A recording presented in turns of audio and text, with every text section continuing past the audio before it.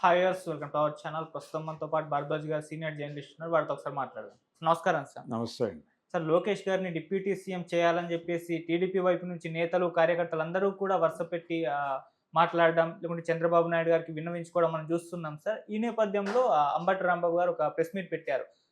లోకేష్ గారిని deputy CM చేయడానికి అమిత్ షా గారు ఒప్పుకోలేదు, మాకు ఇన్ఫర్మేషన్ ఉంది అని చెప్పేసి ఆయన తన వర్షన్ అయితే చెప్పారు. అంటే ఇది పొలిటికల్‌గా ఆయన చెప్పారా? లేకుంటే నిజంగా బీజేపీ వైపు నుంచి ఏ రకంగా అభిప్రాయాలు ఉన్నాయి సార్ డిప్యూటీ సీఎంగా నారా లోకేష్ గారి విషయంలో? ఇప్పుడు ఒక్కడే డిప్యూటీ సీఎం ఉండాలి అనే విధానం ఏం లేదు.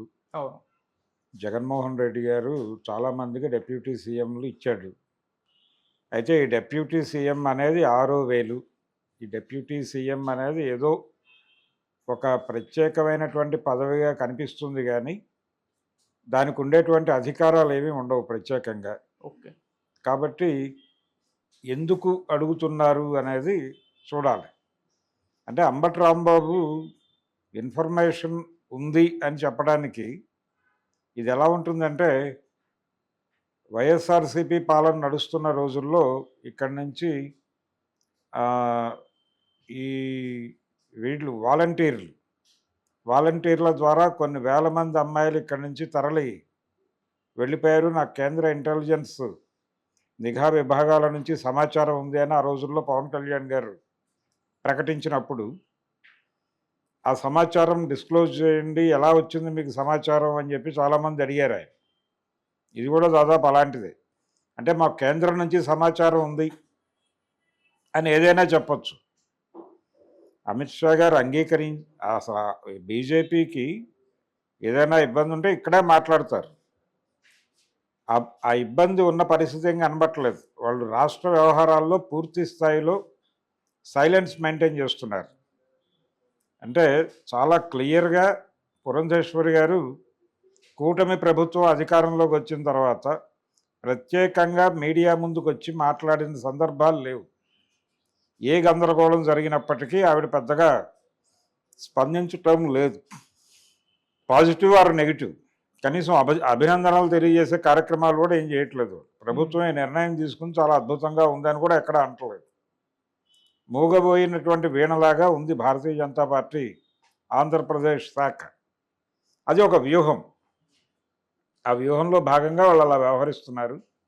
అడపాదడపా ఎవరైనా బయట మీడియా అడిగిన సందర్భంలో ఏదో మాట్లాడుతున్నారు తప్ప విడిగా వాళ్ళు ప్రభుత్వ కార్యక్రమాల్లో కానీ కార్యకలాపాల్లో కానీ యాక్టివ్ రోల్ తీసుకోవాలి అని అనుకోవడం లేదు.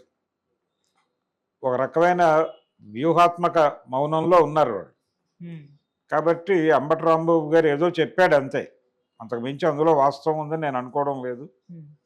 అయితే ఉప ముఖ్యమంత్రి పదవి లోకేష్కి ఇవ్వాలి అనే దానిలో దీనికంటే కూడా కీలకమైనటువంటి పరిణామం ఏంటంటే, పిఠాపురంలో వర్మ గారు మీడియా ముందుకు వచ్చి లోకేష్ని ఉప ముఖ్యమంత్రిని చేస్తే తప్పే ఉంది అని అడిగాడు ఆయన.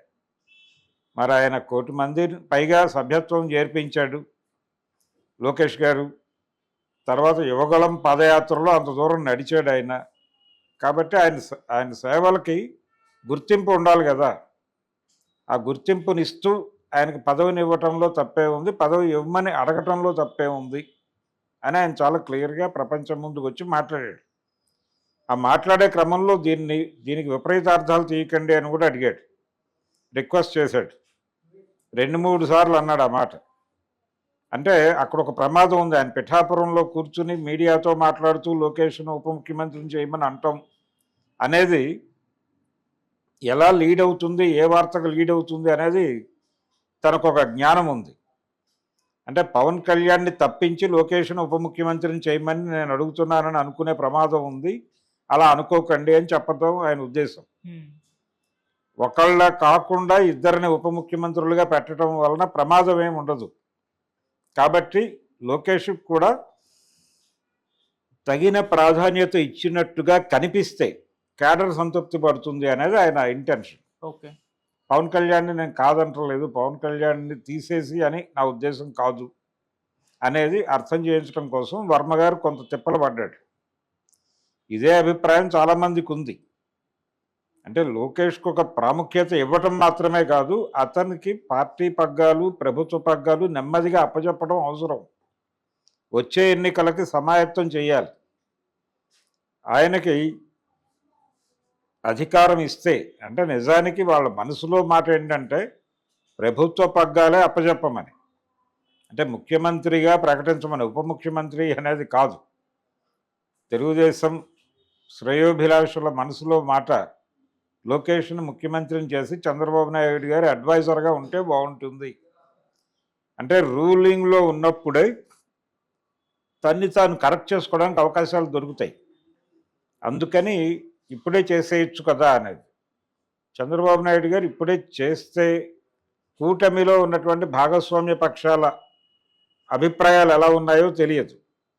అందుకని వాళ్ళ నుంచి ఒక అవుట్కమ్ కోసం వెయిట్ చేస్తున్నాడు ఆయన కూడా. వస్తే పాజిటివ్గా ఉంటే ఒక అడుగు ముందుకేయడానికి ఆయనకేం పెద్ద ఇబ్బంది లేదు. రెండోది ఆయన ఉద్దేశం ఏంటంటే వచ్చే ఎన్నికల వరకు ఈ గేమ్ని సస్టైన్ చేయగలిగితే మీ అందరి భరోసాతో మీరందరూ చెప్తున్నారు కాబట్టి నేను అతనికి పార్టీ పగ్గాలు ఎన్నికల్లో గెలిస్తే ప్రభుత్వ పగ్గాలు అప్పచెప్పడానికి ఒక బహిరంగ ప్రకటన చేస్తాను, మీరందరూ అండగా నిలబడి మీరు చెప్పిన ప్రకారం గెలిపించుకోండి అని బాధ్యత అందరికీ అప్పచెప్పడం కోసం ఈ నినాదం ఎంతవరకు స్ప్రెడ్ అవుతుందో చూద్దామనే ఉద్దేశంతో ఆయన వెయిట్ చేస్తున్నాడు తప్ప ఆయన మనసులో కూడా ఇదే అభిప్రాయం ఉంది. ఆయన తన సీఎంని చేయాలి అనేదే ఉద్దేశం. అందుకని ఇదేదో చంద్రబాబు నాయుడు గారు మా మాట వింటలేదు అని గగ్గోలు పెడుతున్నారు. వాళ్ళకి తెలుసు చంద్రబాబు నాయుడు గారి వ్యూహాత్మక మౌనం. ఈ వ్యూహంలో మీ వ్యూహాత్మక మౌనం మేము అర్థం చేసుకున్నాం, మేము ఇంకొంచెం అగ్రెసివ్గా ఇదే డిమాండ్ చేస్తూ ఉంటాం, అవసరమైతే మిమ్మల్ని 2-3 మాటలు అంటాం కూడా, దానికి కూడా మీరు మార్జిన్ ఇవ్వాలి మాకు అన్న పద్ధతిలో వీళ్ళ వ్యవహారం నడుస్తోంది. ఎవరెవరైతే ఫోర్ ఫ్రంట్లో ఉండి లోకేష్ని ముందుకు తీసుకురావాలి అని మాట్లాడుతున్నారో వీళ్ళందరి మనసులో మాట అదే. అందుకని లోకేష్ని ముందుకు తీసుకురావటం, కూటమి స్పిరిట్ని దెబ్బతీయకుండా ఉండేలాగా స్మూత్గా జరపడం ఎలా అనే దాని మీద చంద్రబాబు నాయుడు గారు దృష్టి పెట్టున్నారు. అటువైపు నుంచి కూడా కొన్ని దాడులు జరుగుతున్నాయి. అంటే వాళ్ళు లోకేష్ను ఉప ముఖ్యమంత్రిగా చేస్తే మనం ఈ కూటమిలో ఉండాలా, లేదు బయటికి వెళ్ళి తిరుగుబాటు జెండా ఎగరేయాలా అనే విషయంలో జనసేనకి వెన్నెముకగా ఉంటున్నటువంటి కాపు సామాజిక వర్గం, కాపు కమ్యూనిటీ అనే పేరుతో కొంత హడావిడి చేస్తోంది బయట. అందుకని అటువైపు కూడా యుద్ధం, మేము ఖాళీగా లేము, మేము కూడా యుద్ధానికి సిద్ధమే అనే ఇండికేషన్స్ ఇచ్చేశారు. ఓకే, దీన్ని సమన్వయపరిచి ప్రభుత్వం ఇబ్బంది పడకుండా ముందుకు తీసుకెళ్ళాలి ఎలా అనే దాని మీద చంద్రబాబు నాయుడు గారు కసరత్తులు చేస్తున్నాడు. అది ఒక కంక్లూజన్కి వచ్చేస్తే ఇప్పుడు చేస్తాడా వచ్చే ఎన్నికల్లో చేస్తాడా అనేది ఆయన ఇష్టం. కానీ ఈ నినాదం అలాగే లైవ్లో సస్టైన్ అయి ఉండాలని ఆయన కూడా అనుకుంటున్నాడు. అందుకని కర్ర వెరగకుండా పాము చావకుండా దీన్ని 3 ఏళ్ల పాటు సస్టైన్ చేసి ఎలక్షన్కి వెళ్తారు. ఈ నినాదాలు వర్మ స్థాయిలోనే చేయిస్తున్నారు అంటే వచ్చే ఎన్నికల్లో డెఫినెట్గా లోకేష్కి పార్టీ పగ్గాలు ప్రభుత్వ పగ్గాలు అప్పచెప్పే ప్రకటన చేస్తాడనేది అర్థం. సార్, ఇప్పుడు జనసేన వాళ్ళు కాస్త అసంతృప్తి వ్యక్తం చేస్తున్నారు కదా, అంటే లోకేష్ గారిని డిప్యూటీ సీఎం చేయాలన్న ఒక నరేషన్ పైన ఈ టీడీపీ వైపు నుంచి కూడా కాస్త కౌంటర్ అటాక్లు స్టార్ట్ అయ్యాయి సార్. లోకేష్ గారిని డిప్యూటీ సీఎం చేయడం అన్నది అది టీడీపీ వ్యవహారం, జనసేనకి ఏంటి సంబంధం అన్నట్టుగా వీళ్ళు కూడా కౌంటర్ చేస్తున్నారు. అంటే సోషల్ మీడియాలో ఒక వారైతే ఈ రెండింటి మధ్య స్టార్ట్